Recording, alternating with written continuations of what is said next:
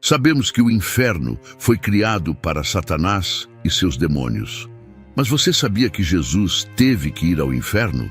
Por que Jesus iria para o inferno, ou Hades, o lugar dos perdidos e dos demoníacos? Para começar essa jornada, precisamos entender o que é o inferno segundo a Bíblia. O conceito de inferno pode ser confuso, mas a Bíblia nos dá algumas perspectivas claras.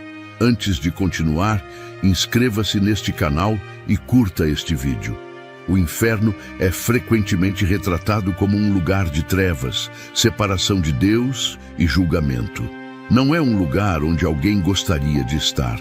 No entanto, é importante notar que a Bíblia usa diferentes termos para descrever este lugar, e cada termo tem suas nuances.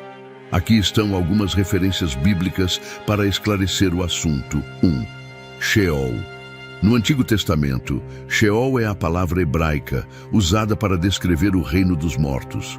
É um lugar onde todos os mortos vão, tanto os justos quanto os ímpios. É uma existência sombria, um lugar de espera. Segundo Hades. No Novo Testamento, Hades é o equivalente grego de Sheol.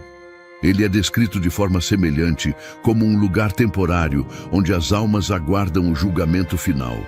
Jesus mencionou Hades em sua parábola do rico e Lázaro, Lucas 16, 29 a 31, ilustrando-o como um lugar de tormento para os ímpios. Terceiro, Gena. Esse termo foi usado por Jesus para descrever o lugar final de punição para os ímpios. Gena era originalmente um vale fora de Jerusalém, onde lixo e refugos eram queimados. Jesus usou essa imagem para transmitir a natureza eterna do fogo do inferno. Marcos 9:43. Quarto, Lago de Fogo. No livro do Apocalipse, o Lago de Fogo é descrito como o destino final de Satanás, seus anjos e todos os que não estão inscritos no livro da vida. É um lugar de tormento eterno. Apocalipse 20, 10, 14 a 15. Esses termos nos dão uma visão do inferno como tanto um lugar temporário para os mortos, Sheol e Hades, quanto um lugar final de punição eterna, Gena e Lago de Fogo. Apesar dessas descrições claras na Bíblia sobre a natureza do inferno, ainda existem equívocos comuns sobre ele. Antes de continuarmos, precisamos abordá-los para termos uma compreensão clara. Equívocos comuns sobre o inferno. 1. O inferno como o reino do diabo. Muitos veem o inferno como o reino do diabo, onde ele governa sobre os demônios e atormenta as almas. Na realidade, o inferno é um lugar de punição para Satanás e seus seguidores. O poder de Satanás é retirado por Deus. Ele é tão prisioneiro no inferno quanto seus colaboradores humanos. Não há tratamento especial para Satanás no inferno. A Bíblia descreve o inferno como um lugar preparado para o diabo e seus anjos. Falando de Deus, ela diz: então ele dirá aos que estiverem à sua esquerda: afastem-se de mim, vocês que são malditos, para o fogo eterno preparado para o diabo e seus anjos. Mateus 25:41. O inferno como um lugar de festa. Algumas pessoas brincam dizendo que o inferno será um lugar onde elas se divertirão com seus amigos. Nada poderia estar mais longe da verdade. Algumas chegam a usar camisetas e acessórios idolatrando o fogo do inferno, imaginando que estar lá será divertido ou as tornará especiais. Elas não poderiam estar mais erradas. A Bíblia descreve o inferno como um lugar de pranto e ranger de dentes, um lugar de completa escuridão e separação da bondade de Deus. Mas os filhos do reino serão lançados para fora, nas trevas, onde haverá choro e ranger de dentes. Mateus 8:12. Jesus confirma que existem apenas duas escolhas: estar com Deus e desfrutar a tranquilidade de sua paz, ou estar com Satanás no inferno, sofrendo a agonia de seu pecado. Terceiro, o conceito de purgatório. Alguns acreditam na ideia de purgatório, um lugar onde as almas são purificadas antes de entrarem no céu. Esse conceito não é encontrado na Bíblia. A Bíblia ensina que, após a morte, há o julgamento. e nosso destino eterno é determinado por nossa fé em Jesus. Hebreus 9:27. Não acredite nessa mentira. Sua salvação só pode ser garantida enquanto você ainda está vivo. Mas a boa notícia é que ela é gratuita e já foi paga pelo sangue de Jesus. Tudo o que você precisa fazer é aceitar e entrar em seu reino de paz e justiça. Isso certamente soa como o melhor negócio de todos os tempos. Quarto, a imediaticidade do inferno. Alguns acreditam que todos os que morrem vão imediatamente para o inferno. No entanto, a Bíblia indica um dia de julgamento final, quando todos serão julgados. Apocalipse 20, 11 a 15. Até lá, os mortos estão em um estado de espera, seja em conforto ou tormento, como visto na parábola do rico e Lázaro. Quinta, a ideia de aniquilação. Essa é a crença de que as almas são completamente destruídas, em vez de sofrerem eternamente. Embora algumas denominações cristãs defendam essa visão, a interpretação bíblica tradicional apoia a ideia de punição eterna para os ímpios. O que Jesus fez no inferno?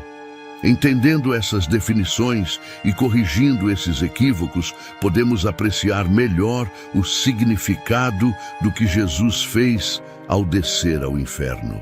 Sua jornada lá não foi para sofrer ainda mais, mas para proclamar vitória, pregar aos espíritos e libertar cativos, demonstrando sua autoridade sobre a morte e o inferno. A morte e descida de Jesus ao inferno.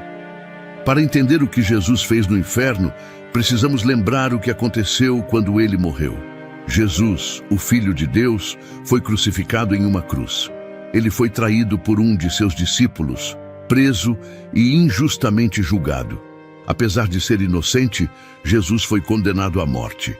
Ele sofreu intensamente, enfrentando zombarias, dores físicas e, por fim, a crucificação, uma forma brutal de execução.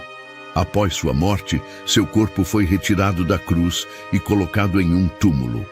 Esse foi um momento sombrio para seus seguidores, que estavam cheios de tristeza e confusão. Eles ainda não compreendiam completamente que a morte de Jesus fazia parte do plano divino de Deus para a salvação da humanidade. As ações de Jesus no inferno. Nesse ponto, chegamos ao que Jesus fez no inferno e por que ele estava lá. Primeira pregação aos espíritos. Após sua morte, Jesus desceu ao inferno, onde pregou aos espíritos em prisão, conforme 1 Pedro 3:18 a 20. Esses espíritos eram aqueles que foram desobedientes nos dias de Noé. É assim que o apóstolo Pedro descreve: pois também Cristo sofreu pelos pecados uma vez por todas, o justo pelos injustos, para conduzir-nos a Deus. Ele foi morto no corpo, mas vivificado pelo Espírito, no qual também foi e pregou aos espíritos em prisão que há muito tempo foram desobedientes, quando Deus esperava pacientemente nos dias de Noé, enquanto a arca era construída. 1 Pedro 3:18 a 20. Esse ato não foi uma oferta de segunda chance, mas uma proclamação de sua vitória sobre o pecado e a morte. A pregação de Jesus foi uma declaração de que ele triunfou sobre as forças do mal e cumpriu o plano de Deus para a salvação. Essa proclamação assegurou a esses espíritos e a todo o reino espiritual que Jesus era o conquistador do pecado e da morte. Esse ato demonstrou que sua salvação alcança todos os tempos e espaços, oferecendo redenção até mesmo para aqueles que morreram antes de sua crucificação.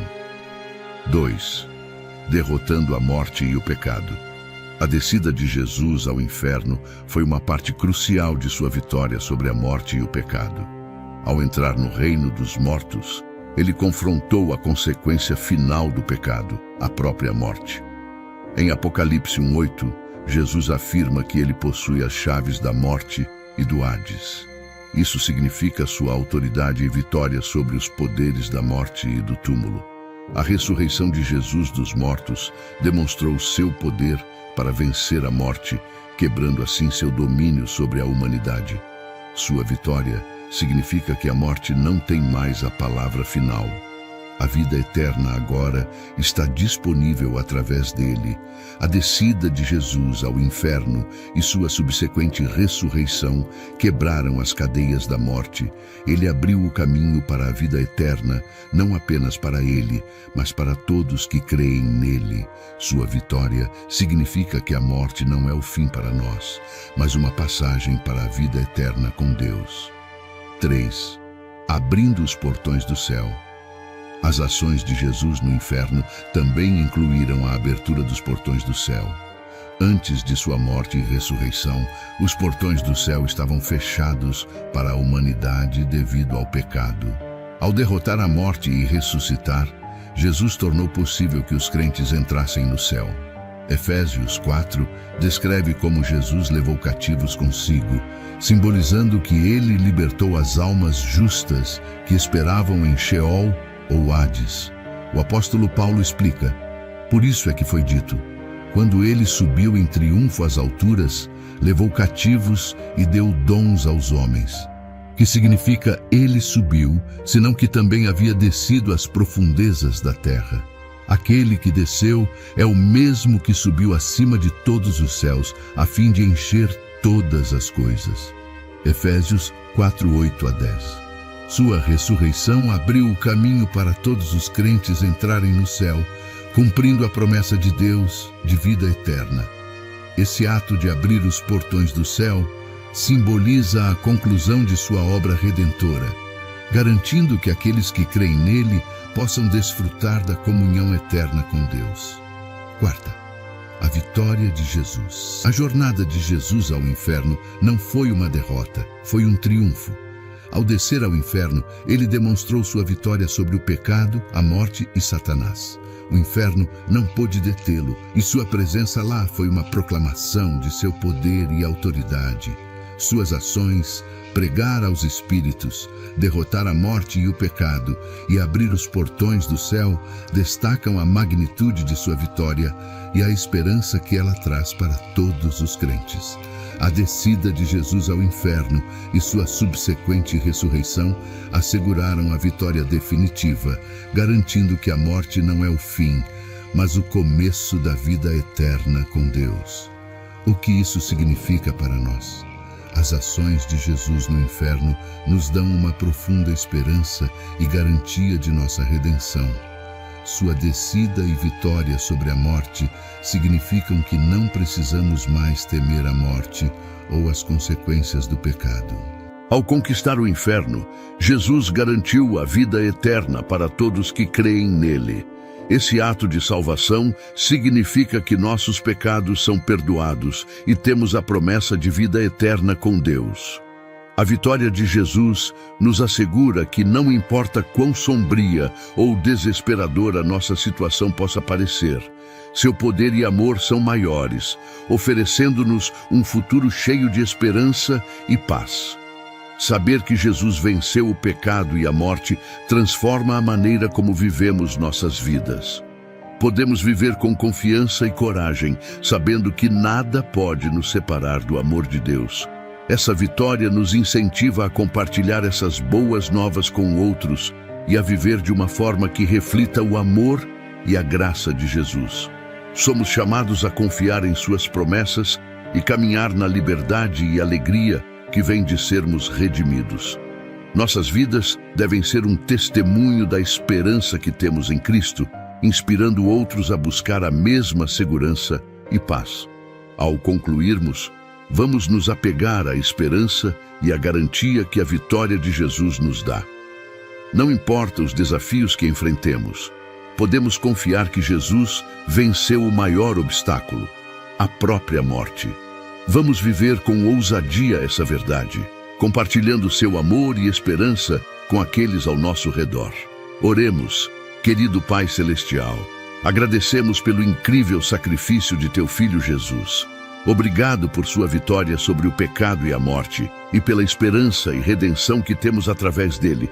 Ajuda-nos a viver nossas vidas com fé e coragem, refletindo teu amor ao mundo.